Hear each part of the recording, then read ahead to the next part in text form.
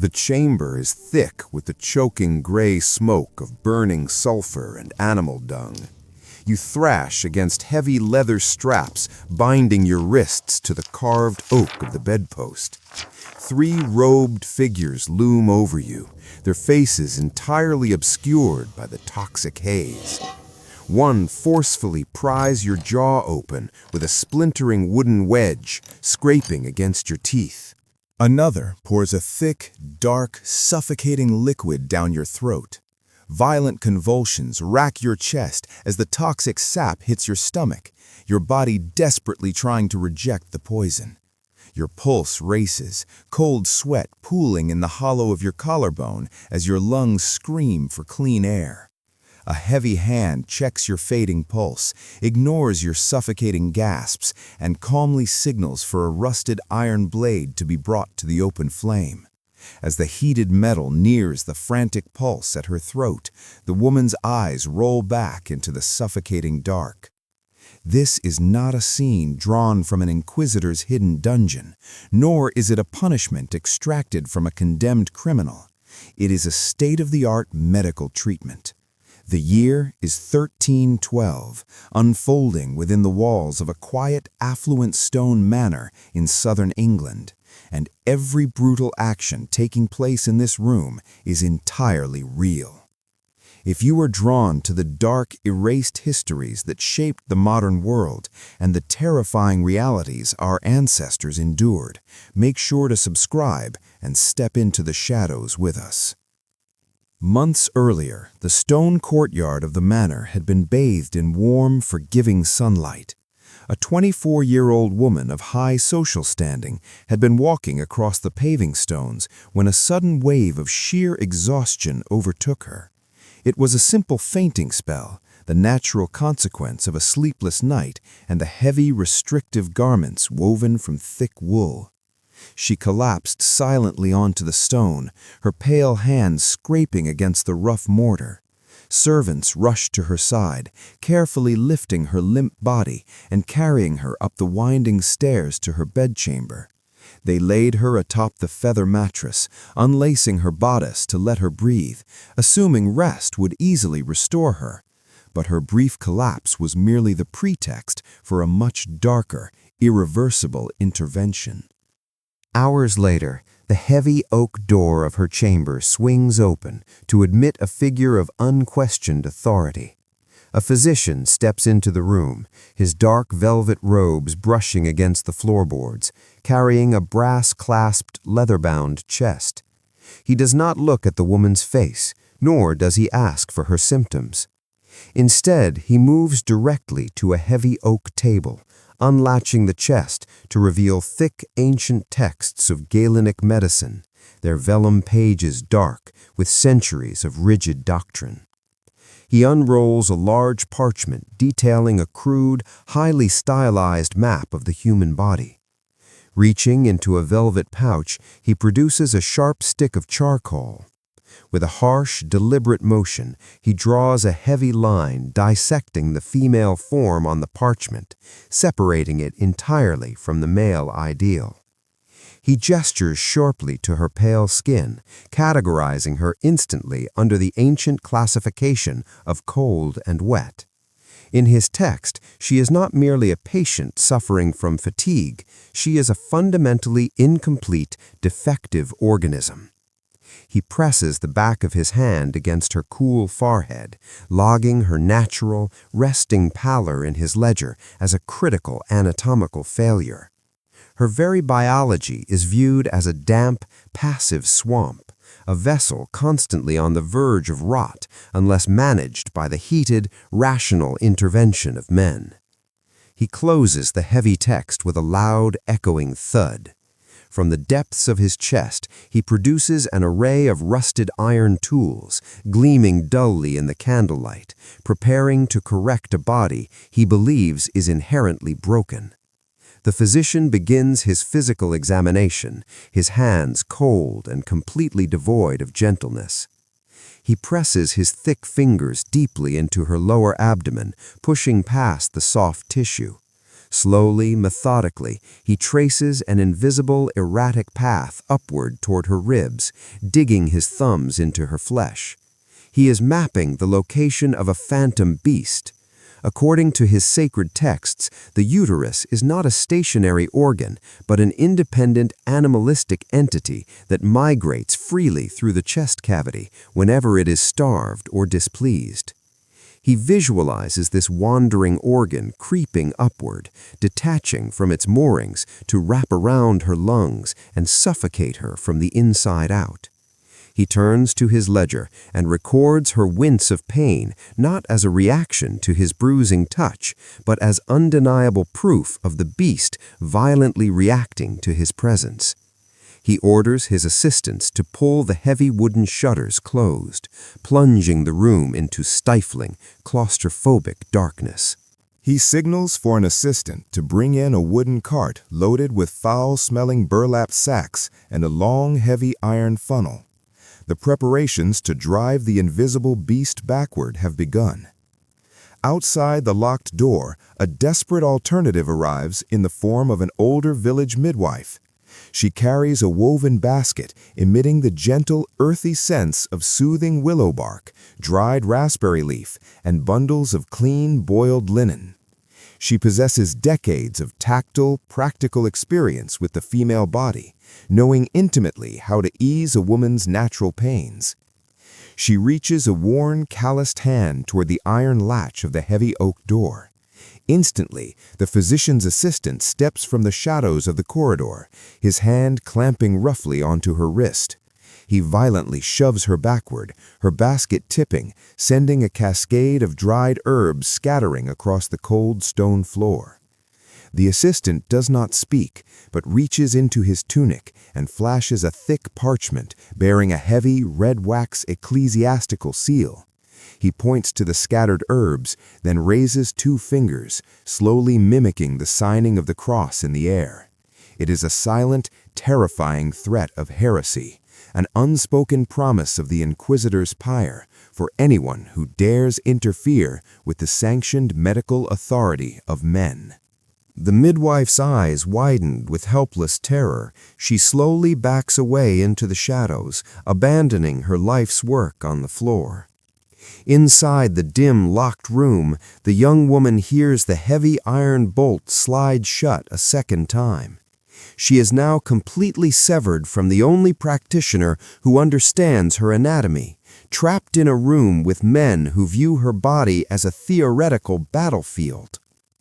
Forced flat onto her back, she watches with mounting horror as an iron brazier is dragged to the side of her bed. One of the robed assistants dumps a bucket of glowing, crackling coals into the basin, the intense heat instantly radiating against her cheek. The physician reaches into a burlap sack and tosses handfuls of coarse human hair, yellow chunks of raw sulfur, and dried animal dung directly onto the burning embers. Thick, acrid gray smoke immediately billows upward, burning the eyes and coating the back of the throat with a foul, metallic taste. The physician retrieves the heavy iron fumigation funnel from the cart, its wide end designed to capture the rising smoke.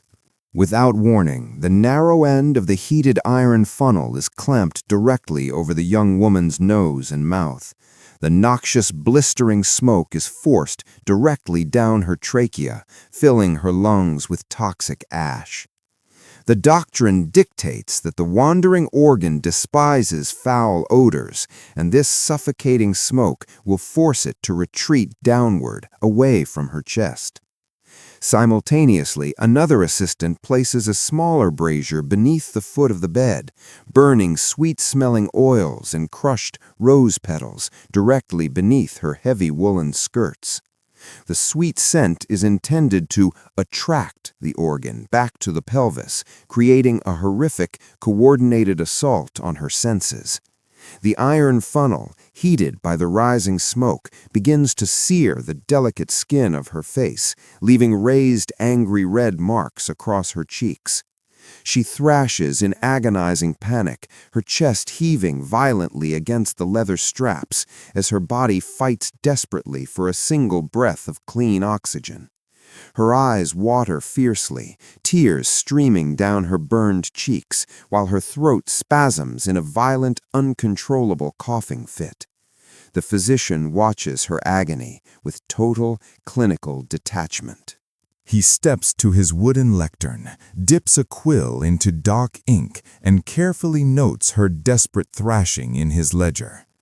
To him, her coughing is not the biological reflex of suffocation, but the literal movement of the rogue organ thrashing against his treatment. Encouraged by her agonizing response, he turns to his assistant and calmly signals for them to increase the heat, piling more sulfur onto the glowing coals.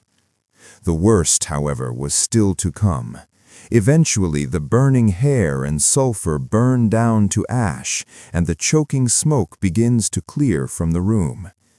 The young woman lies pinned to the mattress, her chest heaving irregularly, her lips cracked and dry from the searing heat of the funnel.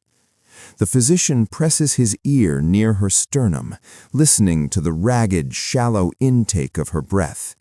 He steps back and declares the fumigation insufficient. The beast has not fully retreated to its rightful place. He snaps his fingers, and the two heavily built assistants step forward out of the gloom. They grip her shoulders and knees, pinning her rigidly to the bed frame, immobilizing her completely. The physician steps up to the edge of the mattress, rolling up the heavy velvet sleeves of his robe. He places both of his clenched fists entirely onto the soft, vulnerable center of her abdomen. Taking a deep breath, he drives his entire body weight downward in a brutal, plunging motion. He is physically attempting to force the theoretical organ back down into the pelvis through sheer, blunt trauma.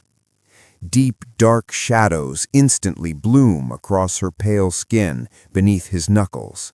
She screams silently, her jaw locked open in sheer agony, the intense compressive force threatening to snap her lower ribs. He repeats the plunging motion, pushing deeper, his knuckles grinding against her thick woolen garments. Deep within, delicate tissues strain under the relentless assault. The pain is absolute, a blinding white flare that completely erases the edges of the room.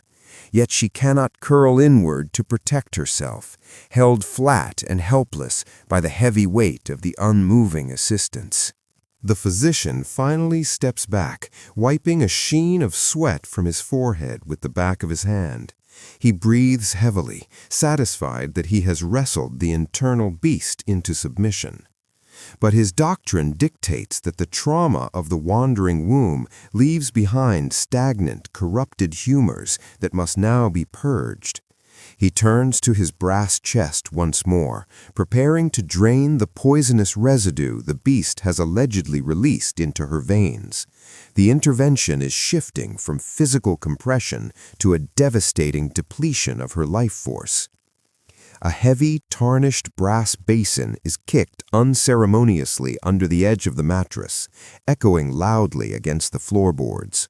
The physician produces a rough, braided hemp rope and wraps it tightly around her upper thigh. He pulls the knot with brutal force, acting as a tourniquet, causing her lower leg to instantly swell and throb. From a velvet-lined case, he withdraws a curved iron fleam, a specialized blade designed specifically for the violent opening of veins. He traces the bulging vein near her ankle, his thumb pressing hard against the trapped, pulsing pressure. With a deliberate motion, he uses the curved blade to open the vessel. Dark fluid flows out in a heavy stream, splashing heavily against the sides of the brass basin. Her body, already pushed to the absolute brink of endurance, begins to shut down. As the basin rapidly fills, the color completely drains from her face, her skin turning a terrifying translucent gray. The rhythmic splashing into the basin becomes the only sound in the suffocating room. Her vision narrows to a dark, tunneling pinpoint, her consciousness slowly slipping away into the void. The assistants watch passively as the brass basin overflows, yet the physician does not reach for a bandage.